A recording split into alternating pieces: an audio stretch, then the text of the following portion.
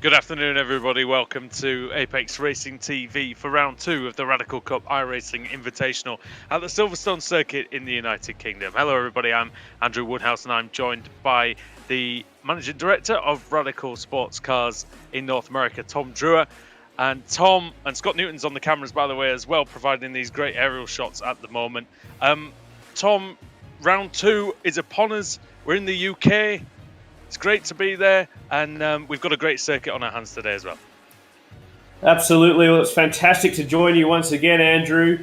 As you said, an amazing circuit. Of course, the home of Grand Prix in England and really the world. Silverstone producing so many fantastic races over the years. You think of Mansell winning, of course, recent years, Hamilton. It always seems to produce big wins for British drivers. And I guess we'll see if that's the case here with the Radical Cup iRacing Invitational. Dan Webster, already the fastest at the moment. Of course, he flies or races under the British flag, so we'll see if a Brit can come away with a win today.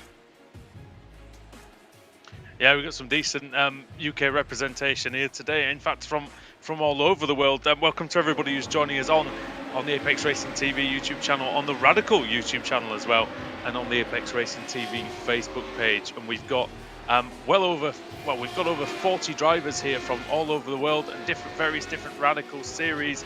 And Tom was telling me before we were going on just about how many drivers indeed entered this meeting, and there was a pre-qualifying session, and with many drivers. Pre-qualifying with over 70 drivers shooting out. So what we've done, it is an invitational after all. The top five from last week were invited back to try their luck here today. So we'll see the likes of Nathan Jones, Eric Harmon, Peter Dempsey, Zachary Willen, and Christopher Reagan. They have also been joined by 10 wildcard VIP entries, and then the top 35 real-world Radical complete the grid from pre-qualifying. So I must do a big shout-out, though, to two iRacers, Dan.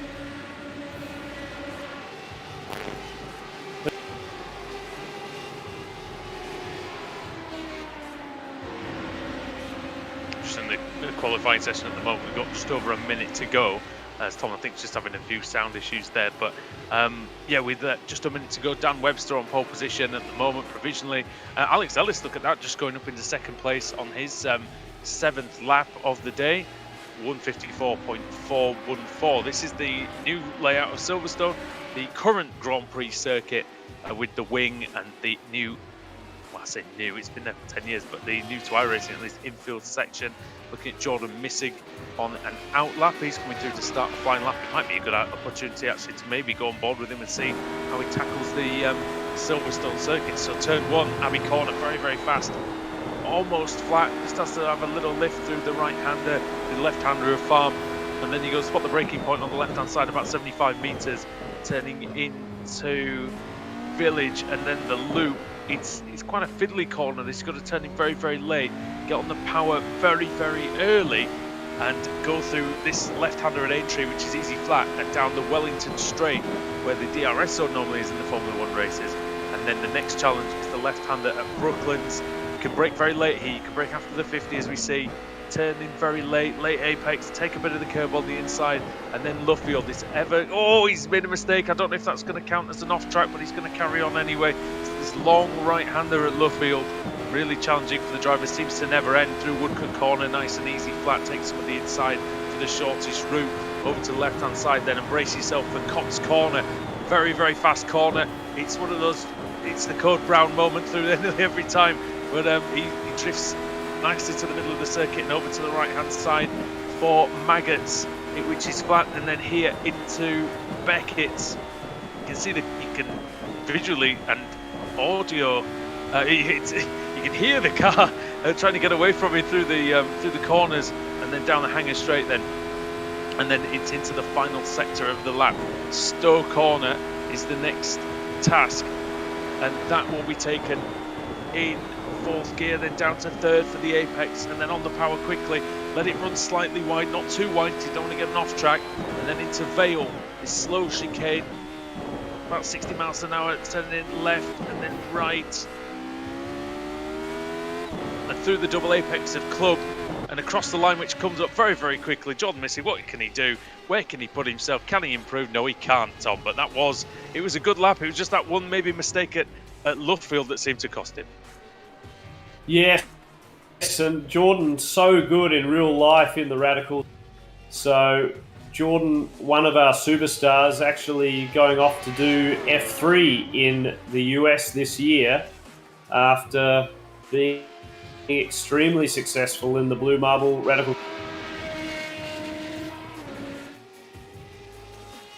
Yeah, I mean, F3, a really prestigious series, and of course with a lot of drivers going on to bigger and better things, such as Formula 1 and F2, to various avenues of sports cars. Tom, for those who didn't join us last week as qualifying comes to an end, can you just tell us a bit about the car?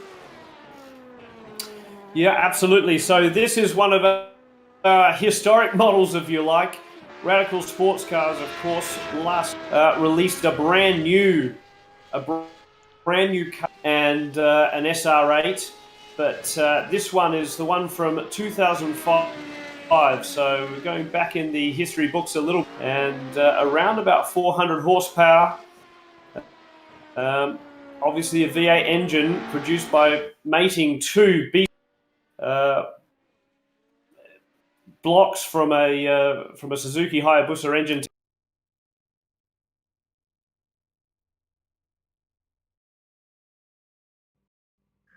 And that, of course, I think we might have lost Tom again, but I think that just that makes exactly what we see here.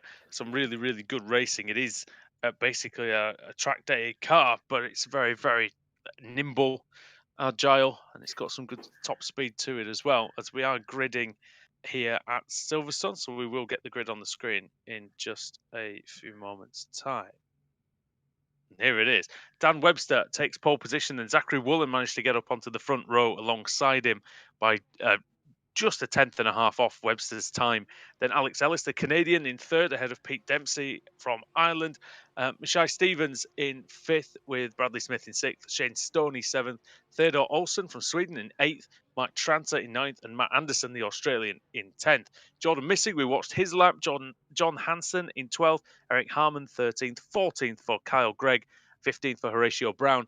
And Jay Culler in 16th. Jerome D in 17th with Stephen Lester in 18th. Nathan Jones 19th. Brandon Oxley in 20th. Inigo Anton in 21st. Austin Riley 22nd. 23rd for Davey Hamilton. 24th for Dave Tweedley. 25th John Faub. And 26th for Tom Mills. Ari Leindyke in 27th with Christopher Reagan 28th. Gustavo Raffles in 29th. And 30th for Tom Nuxall. Mackenzie Walker's 31st with Chris Short in 32nd. Jared Elwinger in 33rd. Brendan Wright in 34th. 35th for Dean Warrener. Then it's Ross Elliott, Keith Carter, and Michael Ansaldi. 39th is Joshua Peacock. Nate Smith is 40th. Nathan Brumby 41st. 42nd, Walter Ferrer. Joaquin Garrido in 43rd. Matt Graham 44th. Gerhard Watzinger in 45th. And then no time set at the back for Richard Thomas, Joe Nuxall, and Lewis Schreiber. And also Patrick Smith and Christian Jeffrey there in 50th. Big grid, Tom, big grid. It is indeed. Hopefully I'm back here from Atlanta. We can hear you, mate. Fantastic. Well, look, it is indeed a huge grid, isn't it? And the pace car takes them away around the Silverstone circuit. On Wednesday night, we had a little bit of a test race, and I must say the final corners here will be extremely difficult for the drivers doing their roll-around lap because there are so many cars in this grid. Well, they're approaching them now. And here we go then. Dan Webster into Vale. He's going to put the hammer down now and go through Club and take the green flag. And we're underway in the Radical Cup iRacing Invitational from Silverstone. Little bit of a twitch from the pole sitter. And there's some people going very, very wide to the... Oh, my word. Oh, there's a huge accident. Big one in the background there. Yeah, absolutely. We'll see who's got through this because there's carnage and chaos as some of the cars are down in the back of the field still dealing with that drama. even before they really cross the line. Well, that's what can happen going that wide into a place where no cars have really been. It's very, very dirty out there. Your tyres are also cold, being the start of the race. A little bit of a sort of rudimentary error there on the first lap, but here's Dan Webster, and he's got the lead over Zachary Woolen. Woolen's got a great slipstream though, and he's looking to pounce already.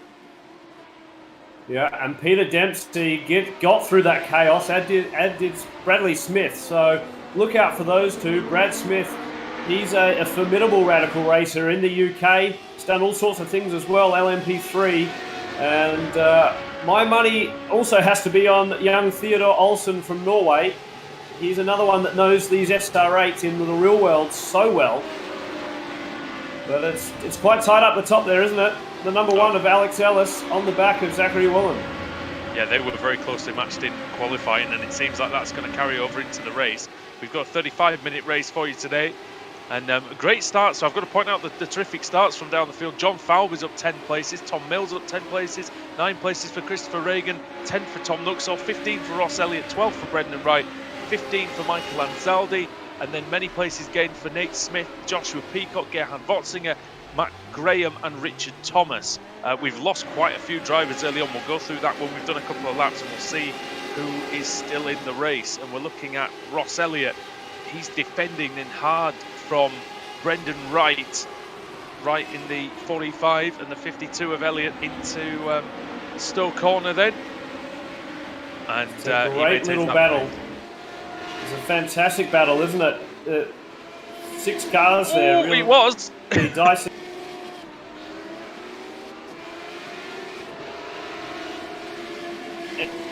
And it's fantastic to see this week the trading paint liveries coming to life, really bringing this field to life. I can see quite a few good drivers have elected to run some of the standard liveries. Of course, big shout out to our sponsors, Motool and Hankook Blue Marble, all represented there on the Radical livery. And certainly making those older SR8s out there looking pretty modern. There's some nice looking paint schemes out there, I will say that. Saw Brendan Wright going very, very deep into Vale, and we've seen Jay Culler having all sorts of problems on the brakes because he struggled to make it into the into Village, and very nearly wiped out Eric Harmon. Harmon having to hit the brakes in the middle of Luffield to avoid running into the back of Jerome D, who's in 10th position. So fantastic to be on board here now with Eric Harmon. And we'll see how much he can gain on Jerome. These shots, the onboard shots, it's amazing how realistic this is. I was watching some vision from one of our Radical techs last night as he used the Oculus goggles. And it felt like you were just inside the car, obviously having the ability to look around the cockpit even, as opposed to the static screen. This iRacing is just so realistic as a bit of dirt and dust gets kicked up there. Yeah, a few drivers running a little bit wide. You can see in various parts of the track. It's quite easy to do coming out of Stowe. Will be very, very dirty out there because of the high load in that right-hander. A lot of marbles get jettisoned out on the side of the track. There's a lot of crap and rubbish out on the outside. And you do not want to run wide in there because you can easily have a big accident, as Dan Webster sets the fastest lap. And he's pulled out now 9/10 of a second. It's now 1 second. I think Zachary Woolen might have made a mistake in the first sector. Dan Webster just seems to be all sorts of hooked up on this circuit.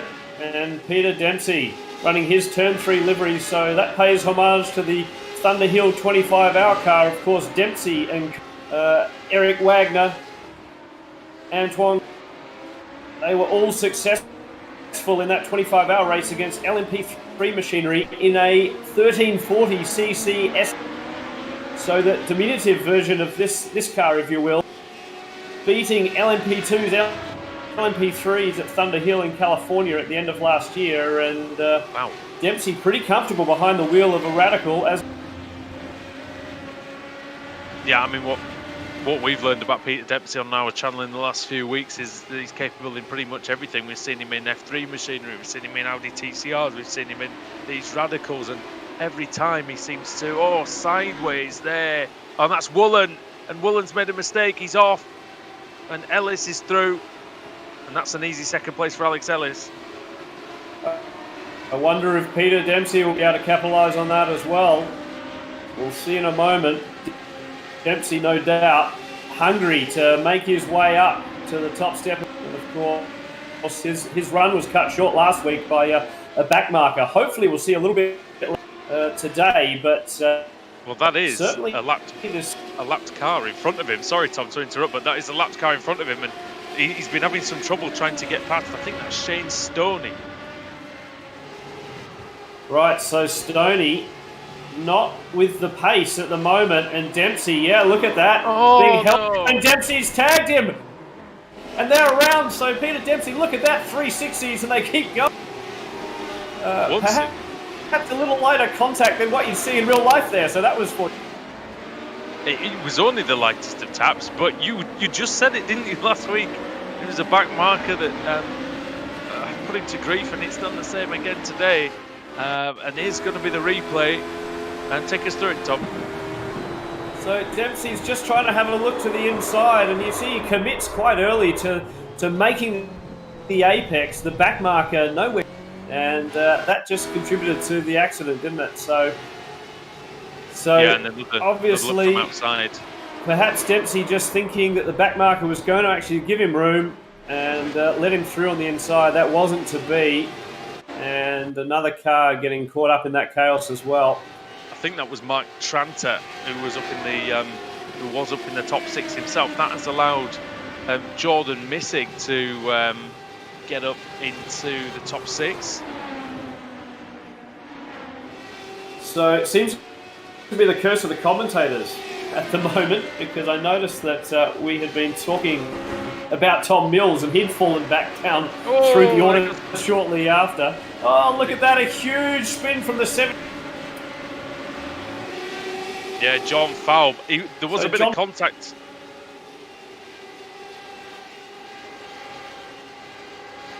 And another dive here, down the inside.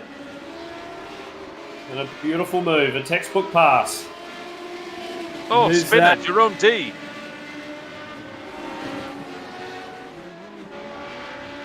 Yeah, Jerome D losing it at the exit of Stowe. After Eric Harmon, we saw him getting past Theodore Olsen. So Olsen, you mentioned him at the top of the broadcast as being one to watch. And Jerome, Desadelier, sorry, I didn't see his full name on the overlay, but he spins, and let's see it on the replay. Gets very deep into Stowe. Oh, and then, he's hit. I think he's hit, was he? Oh, he just dropped it. So while all of that chaos is happening, another little mover and shaker is Nathan Jones, who of course did so well last week, finished on the podium, one of our factory technicians, and Nathan said to me his strategy really is just going to be keeping out of trouble. He said that even in the test race on Wednesday, that just being able to keep your nose and quietly put in some laps is the way to go, but he's definitely looks like he's got some damage, so I wonder whether he'll be able to maintain that pace. It might be tough, but he's going very, very well indeed. It's the very rear of the car, so he might be able to get away with it. I mean, he is catching the guys in front. He's rapidly catching Theodore Olsen, who's got a bit of damage to the front of his car. And Eric Harmon, they're the next two then. In fact, we'll see. Oh, yeah, he's going to get them, isn't he, Tom? Because he's flying through this fast section at Maggots and Beckett's. It's interesting. It's another sort of parallel, if you like, to the real world. The rear wing end frame is okay at the moment. So the wing is being held up okay, even though that bodywork's damaged. That's a little bit of a curse if, in a real world radical, if you manage to bend that wing frame, it doesn't survive. Eventually, it's going to fail. It looks like Nathan's is holding on, and at the moment, as you say, it's not slowing him down at all. In fact, Nathan Jones, strong pace, up 9 positions. Yeah, he's just taken Theodore Olsen, and Olsen's pitted. So I wonder if the damage on his car might be a little bit too much.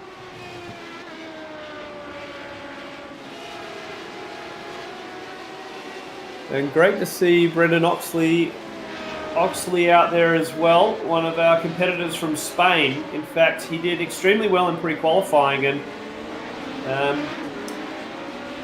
we had a little bit of a glitch, I must admit. He didn't get the immediate entry that he should, so he's carved his way up through the field as well, up 9 positions in 11th at the moment. John Faub, a tremendous radical competitor, of course, ELMS racer as well, and looking for a Le Mans start this year in 14th position rather. So a great mix of drivers and guys from the Radical family. Of course, at the moment, it is an iRacer in the lead. Down Webster by 2.85 seconds at the moment. And Alex Ellis in second place. He's trying to give chase, but the last lap he was 0.4 of a second slower than Dan Webster. And Zachary Woolen in third was actually 0.2 of a second quicker than Alex Ellis. So, sorry, 0.3 of a second quicker. So he's catching him slowly but surely. A much better race in terms of how clean it's been at the front this week compared to last week. So I said that we've seen many series on recently where the first meeting has sometimes been a little bit ropey, but then the second week the driving standards have got a lot better because of the practice. And there go. Oh, was that Alex Ellis? Who was that? I saw a car very badly damaged off to the side there, and I'm not quite sure who it was. It wasn't Alex Ellis. I think he's fine, but it flashed up his name on the screen briefly. We're looking at Mark Tranter now, and he's in 17th place. Tranter, one of our UK competitors. We have a replay here. So what happened? On board now with Mark Tranter. And big incident. Tranter having to take quite some evasive action there to miss all of that. And of course, I'm sure he's been docked a little bit of time for cutting the corner now. Yeah, but that was really great evasive work by Tranter. He sees that happening. Could have easily still tried to make for the apex. It might have been possible, but in that split second, you make that decision, and I think that was a good decision because no damage to his radical. And Michael Anzaldi, it's not the same you can say for he or the other driver who he came into contact with, Pat Smith. Just remarkable. Looking at this timing screen, how many nationalities are represented? It really has become quickly a global championship, and Radical Sports Cars has a concept of racing the world. Of course, Radical, one of the only manufacturers to have racing championships on multiple continents, and not just at places like Silverstone, but Bathurst in Australia. Off in Spain, in the Middle East, throughout, and of course in the US. And so all of these championships and countries around the world just about represented here today. Shout out to Matt Anderson from Australia. I have to give him a plug, being a fellow Aussie. But Anderson doing well.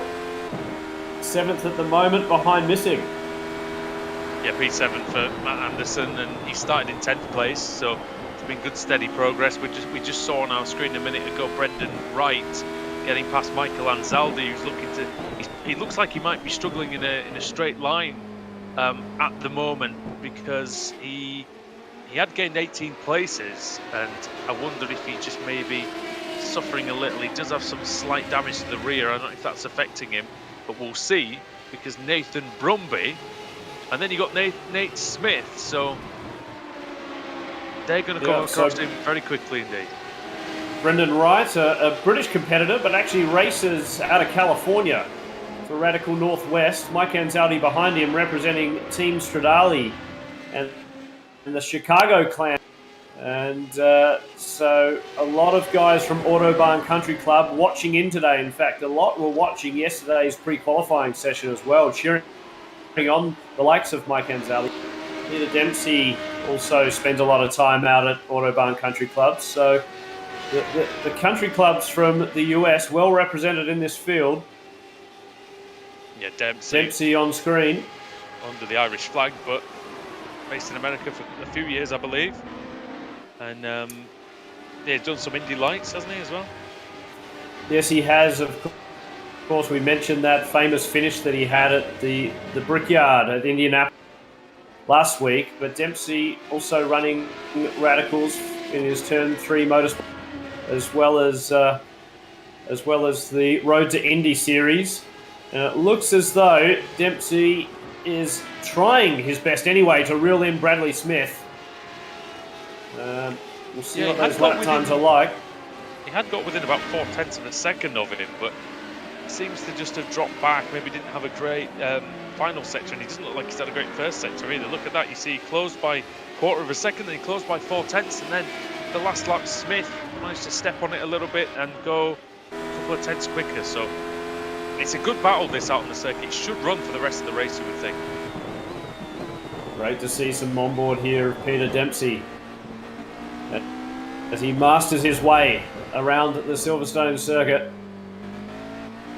And the flames belching out of the back of the SR8 in front. That's accurate. Of course, the V8 engine we were talking before when I had some mic trouble. So it's two Hayabusa engines essentially mated together on a beast and produced in-house in Peterborough at Radical's factory. A very unique, beautiful little engine.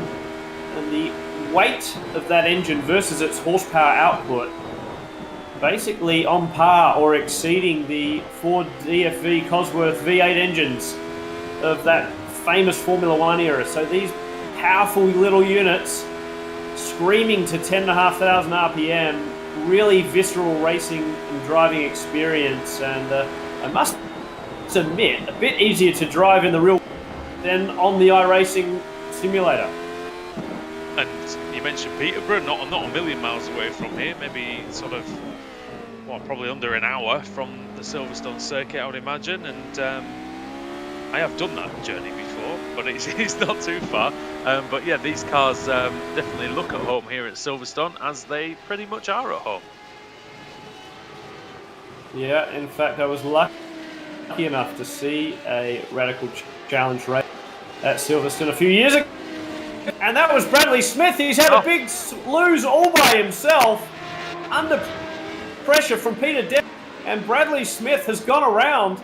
Amazingly, he's driving from an SR8 chassis, would you believe? In his setup, in the 21 Performance Workshop, they have an SR8 setup in front of a huge giant screen. Well, he's pushed that to the limit and beyond. Let's have a look and see exactly what happened. He turns into Abbey. No problems here. Through Farm. Whoa. I tell you what, that's something I've not seen for a long time through there. Is somebody getting very, very loose. The front end looked all sorts of hooked up, but then the back just stepped away. Does he hit a bump? No, it just a little bit of oversteer as he comes out of that. Lucky to keep it off the wall, and I guess at the end of the day he lives to fight another. Indeed he does. I mean, I guess he's only lost one place through all that, but wow, he had absolutely no warning at all. There. But here we go. Just a rundown then. This is the Radical Cup iRacing Invitational on Apex Racing TV and the Radical YouTube channel and the Apex Racing TV Facebook page. Andrew Woodhouse, Tom Drewer and Scott Newton is on the cameras for us, bringing us all the great replays and all the footage that we see on the screen, and the graphics and the timings. There you go, he's showing off a little bit now for the cameras, and why not? Nathan Brumby, we're looking at him, he's in 20th place. And he's gained 21 positions, as Scott very helpfully points out on the screen for us there. But yeah, good run by Brumby. Started a long, long way down. Is there much you can tell us about Nathan? I'm just going to look through my notes, mate. I did notice another name on the timing screen there, and that was Gerhard Watzinger. He, of course, has got plenty of experience in these SR8s. And Watzinger racing an SR3 in the Blue Marble Cup series at the moment. Look at his picture as well. Yeah, well, Watzinger, he's done a bit of racing That's amazing, isn't it? With the Vogue magazine cover. He, of course, works for CrowdStrike, and George Kurtz and Gerhard have raced radicals for a long time, racing the CrowdStrike colours in the blue bubbles. Brumby, I must admit, I don't have a lot of information on him at the moment in front of me. Well, one bit of information that we do have is, like I say, he's up 21 places, and he is catching, it looks like, Brendan Wright, who's had a bit of a scrappy race, it looks like, because he did go off earlier on, and he was starting sort of around the top 10. When did Brendan Wright... Oh, no, Brendan Wright started in 34th, so I must be thinking of somebody else. A few drivers who are having good run. Christopher Reagan's had another good run today. Tommy's up from 28th on the grid. He's up to 11th now. He's making good, steady progress. Yes, and of course, he did so fantastically well last weekend. So Chris Reagan just working his way up. Another one, Gustavo Raffles from Porto. He's in 26th position at the moment. Matt Graham from Canada. Another big... I'll give him a bit of a shout out. He's one of our top radical competitors in Canada. And I think he's had about 8 radicals over his lifetime. Unbelievable. He recently had a Spyder, and he's going back to an SR3 next. I just saw, looking at the timing screen, I just saw that John Hansen set a fastest first sector out of anybody. He's down in 30th place. So I wonder if he was one of the drivers caught up in the lap 1 nonsense, which I think he might have been the man from Ohio.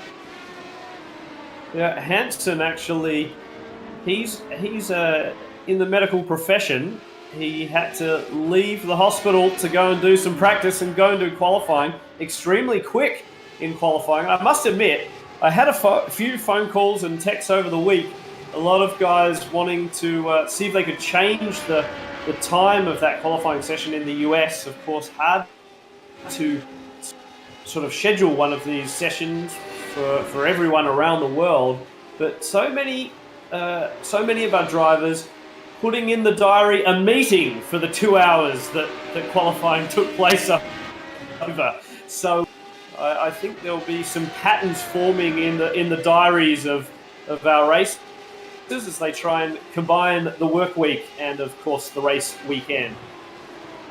I think, anybody who's... Oh, my word. Oh, and John Hansen just come together with someone, and that is Patrick Smith.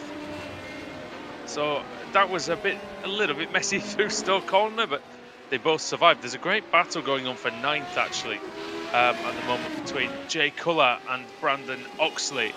And, it's Brandon Oxley and Christopher Reagan, And Reagan looks like he's on the prowl in the white car.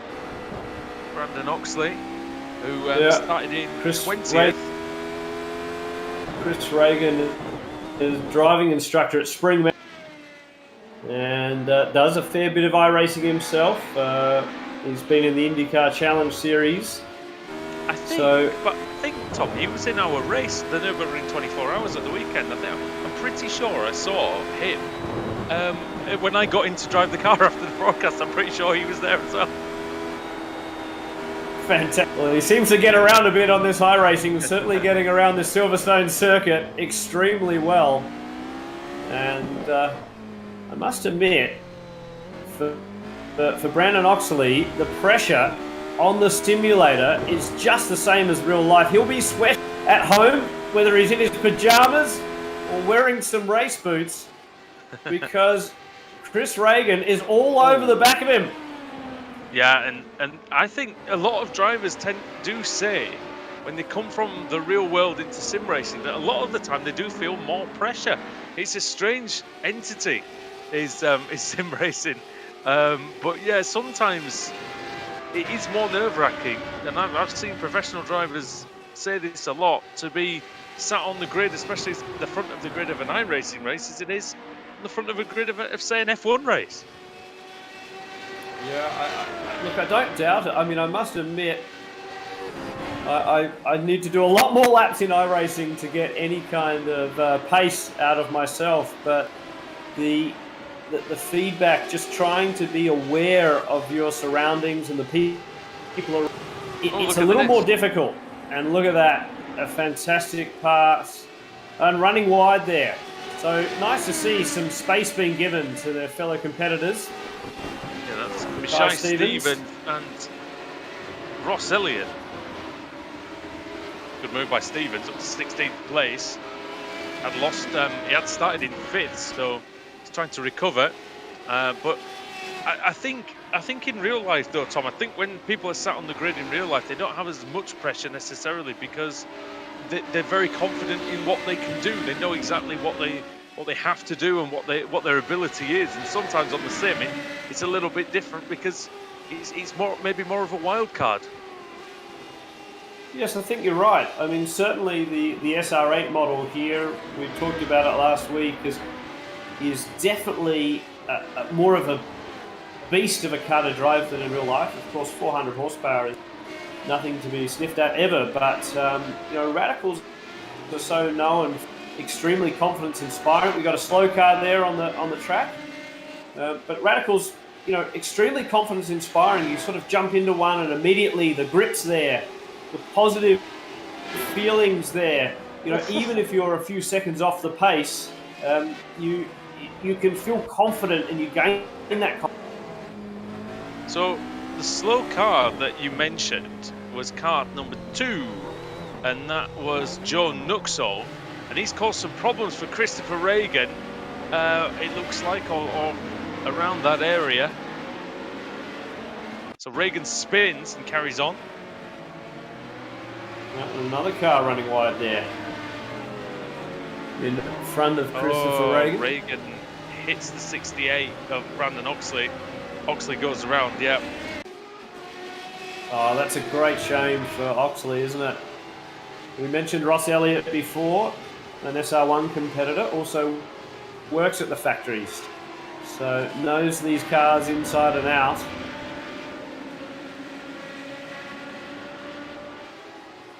Back up at the front of the field, it's Dan Webster, who's still maintaining a very healthy lead over Zach. Alex Ellis 3rd, Peter Dempsey 4th, Bradley Smith rounding out the top 5. Jordan Missig now inside the top 6. So Missig from Chicago has been having a pretty uneventful race, and it just seems to be coming together for him. He does need to find a little bit of pace perhaps, but inside the top 6 of this field of 50 cars, an extremely impressive effort, particularly when you look down at some of the names. Oxley in the pits, I think the damage might have just been slightly too severe. Looking at, so that puts Stevens and those guys up a place. Elliott and Wright, Brumby, they're all up a place. Nathan Brumby's now in the top 20, in 18th place from 41st on the grid, doing a pretty decent pace. I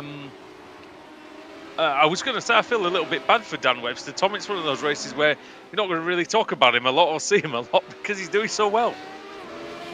Well, that's right. Here he is on the screen. The dark grey 32 car. And look, Webster just giving everyone a bit of a school here today at Silverstone. It's no doubt a formidable iRacer, and he's putting all that practice to good use here, and certainly showing up some of these real-world races at the moment. As well, it's a shop window, isn't it? All these drivers who are coming in the sim races and whatever, they a lot of them just yearn for the one opportunity, and maybe someone will take notice and maybe potentially give him a drive in one of these cars one day. Who knows? Because he's obviously proving that he can handle one. And I know it's obviously a little bit different, but the idea is the same, and that's why we're all here. What's amazing is, in the pre-qualifying, he did a 154.6, which was a pretty damn impressive. And in qualifying today, a 154.1. So found another half a second overnight, effectively. And certainly an unbelievable performance from him. I must admit, Alex Ellis in third place is really impressing me as well.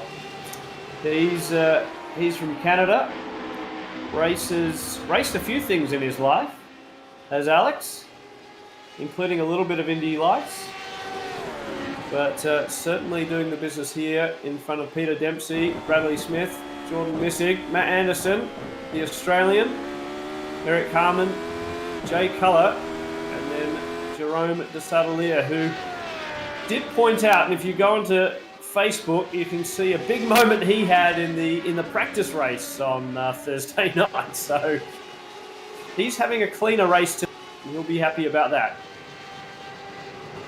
I was thinking about the Ellis Dempsey battle, and that's about to get very, very tasty, isn't it? Because we've got less than 5 minutes to go. We've got just less than 4 minutes to go, in fact. The time's running out for Peter Dempsey, Tom, and he knows that he's got to get this move done, and he's got to make it stick and make it clean as well. Yeah, and Dempsey, as we see, pass being occurring. But Dempsey looks really racy, doesn't he? He's always just sort of poking the nose out, having a look. The real world instinct is on display. He's trying to be in Ellis's mirrors as much as he can.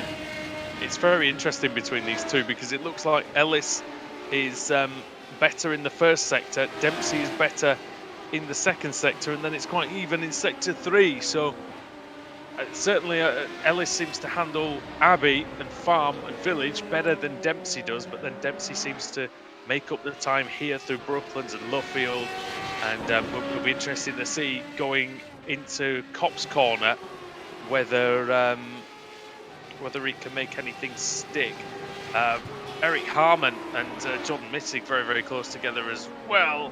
Oh, almost a bit too close, but just about hanging on to that one is Jordan Missig, and Eric Harmon trying to fight back, but he doesn't look like he can. Missig up to 7th position then, and I do recommend we go back to the third place scrap, but the third place scrap, because, and this is the thing, Tommy, see now, Ellis occasionally can stretch his legs and then he just gets reeled back in a little bit. What will be interesting to see is we can see up ahead of him that there's a few back markers.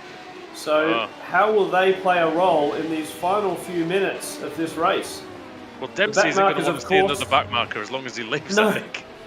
He's not at all, is he? At Road Atlanta, the back markers really caused quite a bit of chaos, and a great move by a back marker there just to get right out of the way. That's what we like to see, whether it's on the sim racing or in the real life. Yeah, nothing to gain there for them staying on the line. Can Ellis carve his way through cleanly? Will it give Dempsey an opportunity? Look at that, a back marker right in front of them right now. Dempsey with a different line around that corner. Ellis still seem to be pulling out a bit, the 47. So that's Kyle Gregg. Well, that's helped him quite a bit, Ellis, hasn't it? It's given him 9/10 of a second. And it also means that Dempsey's going to come across the traffic right in the middle of a slow corner, which a lot of the time will cost you. Oh, Dempsey runs wide, he was anticipating. But I think, oh my goodness, I think Greg was trying to get out of the way of him and ended up sort of flummoxing him a little bit. But this could be the final lap. I don't know where Dan Webster is. I feel like he might just make another lap. Kyle Gregg from Jamaica runs a Radical RXC and a Spyder down there, and they've got some fantastic tracks in Jamaica. So great to see him out there. Oh, Dempsey's gone. Dempsey's lost it, Tom. A huge moment for him across the grass, all by himself, pushing hard and a little bit. So too much curb on the inside on the left hander. And as the weight transferred to the right hand, it's just brought the back end of the Radical SR8. Oh, and that's Bradley Smith going through into 4th place as well. Dan Webster starts another lap. He just made it through before the 35 minutes expired. And now Dempsey and Smith going hammer and tong at each other now. As Dempsey once again hits the curb. It looks like it unsettled the car a little bit, but Smith in car 34, he's looking for P4. So Dempsey being a bit too excited there. He's really hitting those curbs hard, but it didn't pay off for him before, and perhaps just trying to give it all, make up anything he can now with these final moments to...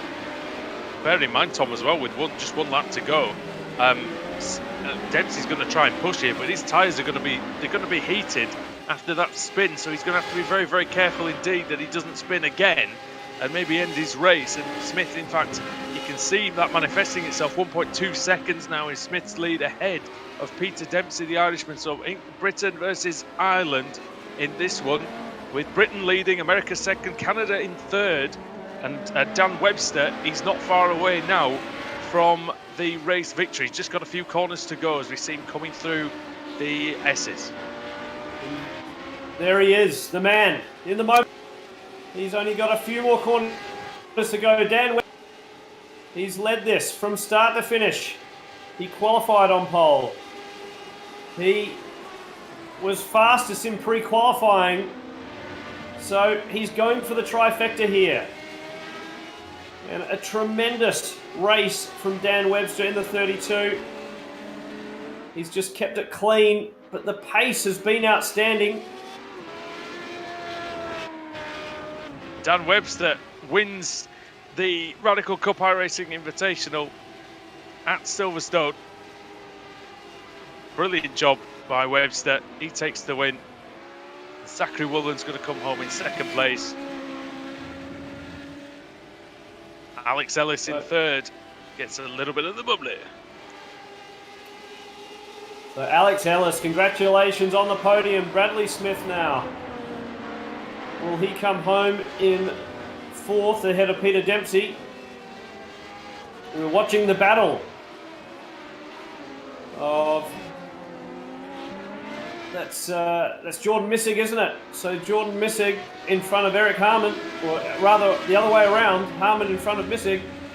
Yeah, Missig and Harmon. I think we've just got a timing issue on the screen, so apologies for that. But yeah, I think it was Harmon ahead of Missig. Jay Culler in 9th, and it looks like Mark Tranter's going to take 10th as he comes across. Then Jerome de Sadelier is just going to pip Christopher Reagan by a second or so. Well, once again, thank you to our real world sponsors, Hankook Tyre, Motul, of course, Blue Marble Cocktails, and to all of those involved with the Radical Championships around the world. We're quivering with anticipation to get the racing going again. We're hoping that'll occur at Mid-Ohio in a few weeks' time, and of course we'll have a virtual round before that. We've got a week's break now in the iRacing world, so I imagine the drivers will be pushing hard and pressing hard. And we've got an accident across the line there. Oh dear. Can't quite see that one on my screen yet, but drivers may be having a little bit of fun after the race is finished. As we have got the results will be in order, I think, at the moment. I don't know if the results are on the screen or not. Just coming up now. So it is Dan Webster from Zachary Woolen, Alex Ellis, Bradley Smith, Matt Anderson. So 5 different nationalities in the top 5. Fantastic to see. Eric Harmon, Jordan Missig. Great result for him. Jay Culler, Mark Tranter. Strong result from Jerome de Sadler for 360 Racing. And then Peter Dempsey outside of the top 10 for Turn 3 Motorsport.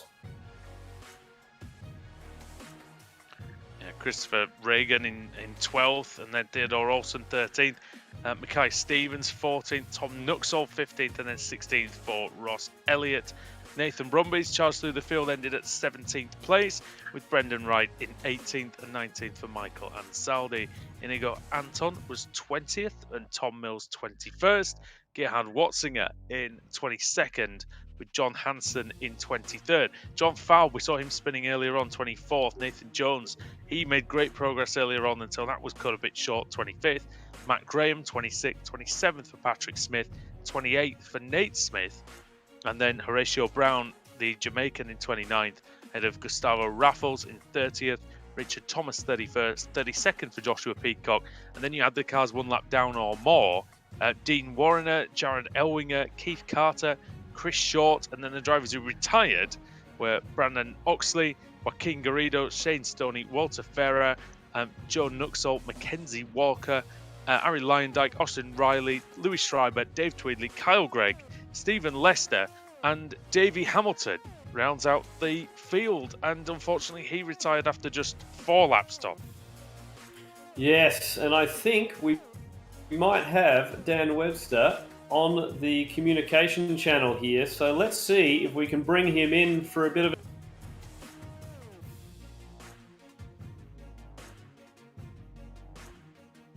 We'll just try and make that happen. Bear with us, and we'll have our winner, hopefully.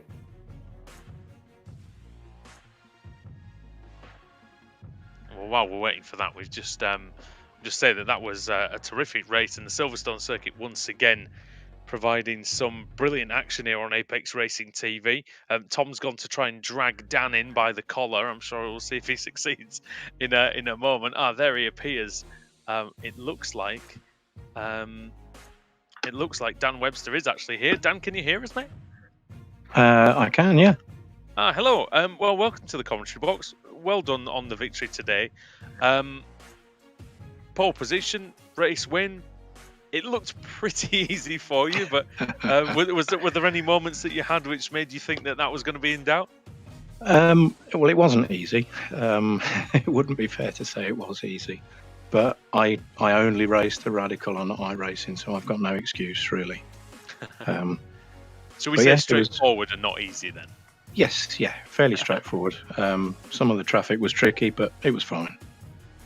In terms of the circuit, relatively new to iRacing, but we all love the Silverstone circuit. I think it's fair to say. I mean, are you one of those people that really enjoys the challenge of this track? It's awesome, yeah. It's absolutely superb. And in the Radical, would you say that the fast corners is maybe the hardest part here, or would you say it's getting the power down out of the slow stuff? Well, the Radical's a really tricky car to drive quickly, I think. And yeah, lots and lots of seat time helps. But to be really quick, you've got to be really on the edge in the Radical, and it's not an easy car to do that, especially in the quick stuff. So yeah, it's a lot of fun. Well, we've got Tom back in the commentary box. Tom, I wonder if you had any questions for Dan? Yeah, well, my first question, I must admit, I didn't hear the broadcast there, but have you driven one?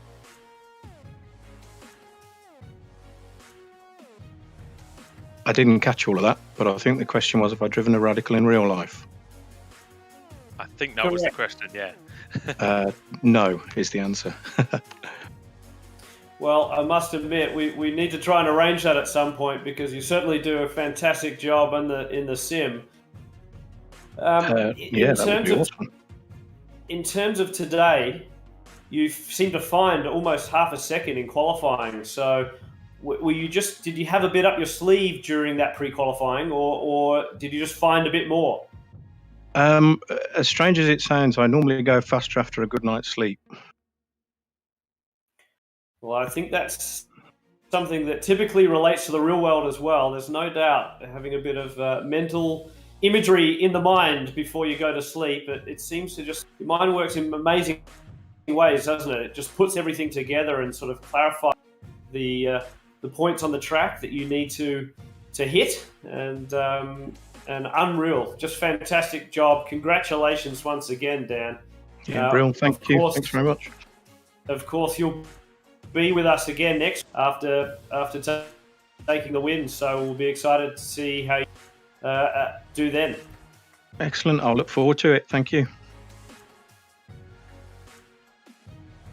Well, Dan Webster there, and a well-deserved victory for him. And Tom, did you have anybody in mind of who we can speak to out of the lot below? See, we've got John Falb, we've got John Hansen, Mike Tranter, Matt Graham. Be lovely to bring in John Hansen quickly, I think, if we can. Yeah, I'll go and fetch him. I always move them just in case they're in the middle of 4-letter worded rants, but we'll bring him in now. We'll see what's going on with him. I'll leave it to you. So, John, are you there? You're live with the commentary team here. Hey, Tom. Yeah, I'm here. Nice to hear your voice. Thank you and everybody so much for all your hard work. This has been really fun. Well, we better get down to the race. So how was it for you today, mate? It was a bit of a dumpster fire at the start for me, to be honest. I got caught out a bit, and there were some people wrecking ahead of me, and I was busy staring at them. So I spun. It was kind of my own fault, but from then on, I had a great time and got to talk to a lot of friends in practice this week. It's really a wonderful thing. You guys are...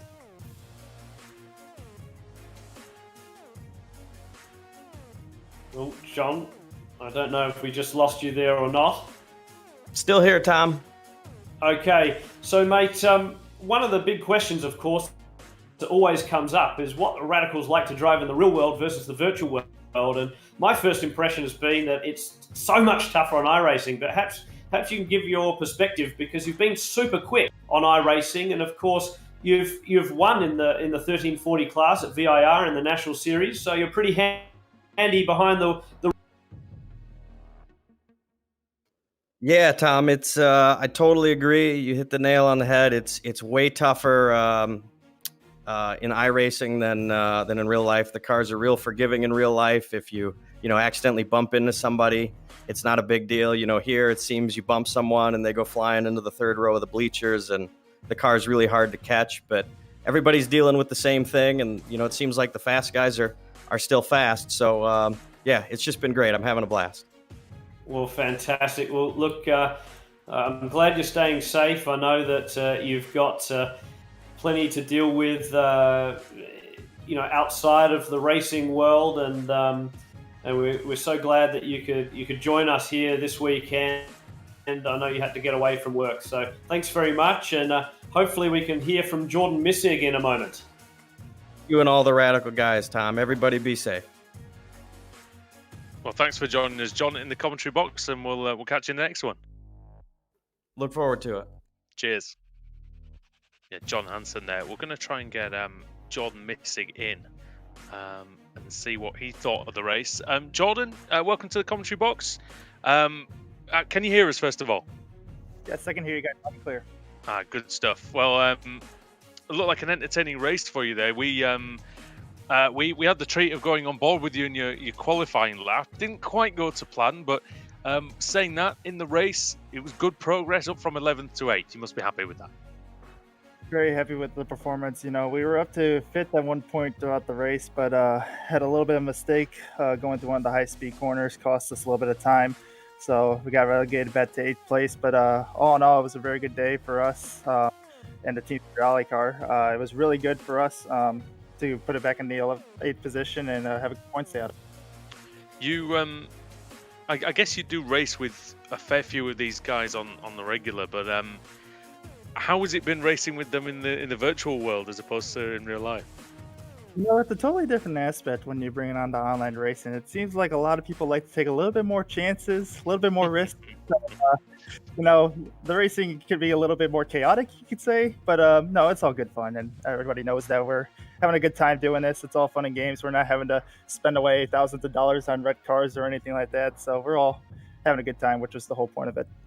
I was going to ask you, actually, do you think it's brought like the drivers closer together in a way, this sort of thing? The interesting part of all this is that all of us are diverse in different continents of the world, so us US guys never get to race with the guys from Europe or Australia or anywhere around the world, really, unless we go to their tracks. So this is the one and only time where the whole radical community from the whole world could come together and race with one another and see kind of like the best of the best in the radical world virtually. well, I said to Tom last week, I don't know if I've just managed to drop him completely in it, but it'd be a great idea to do like a world championship or something like that. I don't know if it's even possible, but who knows? Yeah, sign me up. I'm in. It's certainly something that we've thought about before. I think we'll have to keep some of this World Championship iRacing going as well. Perhaps we've just got time to speak to Mark Tranter quickly while we arrange him. Jordan, congratulations again, mate. Looking forward to seeing how you fare in F3 this year. Well done on the iRacing series on that one as well. Thank you, Tom, so much. And thank you guys for putting on the broadcast and having me here with you guys. It's been Well, it's been a pleasure, Jordan, and yeah, we'll see you next time. Will do. So we're just seeing if we can pick up Mark and bring him in. Mark Tranter, we have got him in the commentary box. Can you hear us, Mark? I can, yeah. Perfect. Well, take it away, Tom. Well, Mark, congratulations. Of course, you drive SR1s in the real world, so a little bit from your perspective. Yeah, it was a pretty good race. Shame about the lap 4 incident, but not much I could do about that really. And then after that, it was just trying to get back into the top 10, which I managed. So, yeah, pretty happy and flawless drive from me. So, yeah.